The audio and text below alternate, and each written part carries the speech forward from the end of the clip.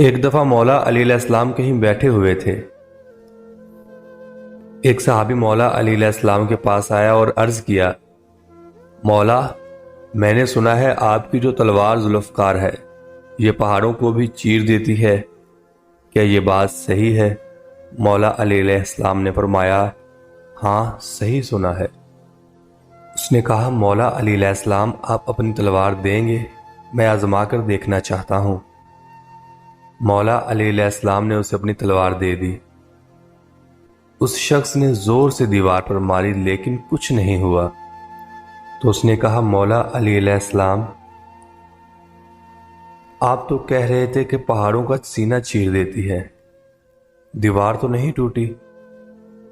مولا علی علیہ السلام نے مسکراتے ہوئے فرمایا، تمہیں اپنی تلوار دی ہے، اپنا ہاتھ نہیں۔ ذوالفقار تبھی ذوالفقار ہے جب علی کے ہاتھ میں ہو، ورنہ یہ صرف لوہے کا ٹکڑا ہے اور کچھ نہیں۔